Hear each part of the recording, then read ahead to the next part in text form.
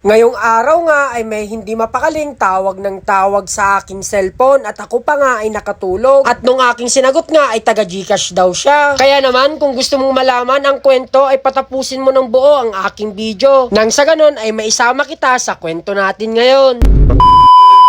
Ang video nga na ito ay sponsored ng Paypayog by Ingo Vibes TV. Kung hindi mo pa nasusubukan, curious ka na kung ano nga ba talaga ang kanyang amoy, para sa'yo ang bidyong ito. Kung nga pala si Jerome Tugade, also known as Ingo Vibes TV. Ang Paypayog nga pala ay sarili nating brand ng pabango na ang ibig sabihin sa Tagalog ay halimuyak. Ang Paypayog ay hindi lang basta fragrance o pabango, dahil ito ay isang spray mo lang na hindi basta-basta makakalimutan. Kung malayo ka lang at gusto mong bumili ay huwag kang mag-alala dahil available tayo na mag-ship sa angkamang sulok dito sa Pilipinas. Kaya nung pang hinihintay mo, mag-comment ka na dyan sa ibaba upang ma-message kita at kung ano ang mga scent na iyong bibilhin. Diba? Ilaban mo! Sa part nga ng video ito ay nilalakbay na natin ang pangmalakasang highway ng Padtad, Alicia Isabela. So hindi nga katagalan ay madadaanan na nga rin natin dito ang McDo dito banda sa Alicia. Papunta nga tayo sa 7-Eleven, kaya naman dedire-diretsyon lang natin ito hanggang sa madaanan na rin natin ang Jollibee. Madadaanan na rin natin dito ang Mang Inasal, na kung saan ay kakaliwa na nga tayo dito dahil dito na banda ang 7-Eleven at narito na rin ang ating imimit na from Gcash. At itong ibibigay nga ng Gcash sa akin ay magagamit natin sa ating munting business. At kung nag-sign in ka nga sa Gcash for Business ay libre mo lang makukuha itong POS ng Gcash. Kaya naman pwede nang tumanggap ang Paypayog by Ingo Vibes TV ng card payment o mas kilalang cashless na pagbabayad. Pagkatapos kang may paliwanag ni Kuya kung paano gamitin ang POS na ito ay dumiretso na nga ako sa pag-uwi ko dahil pupunta pa nga ako magpapagupit. At kung nakaabot ka sa part ng video ito ay huwag mong kakalimutang pinutin ang follow button at pati na rin ang all videos para lagi kang updated sa aking mga ginagawang video like this. At ipapakita ko nga sa inyo kung ano ang mga binigay ng Gcash. So once again, this is Ka Jerome ng Mataas na Kahoy, also known as Ingo Vibes TV. Maraming salamat!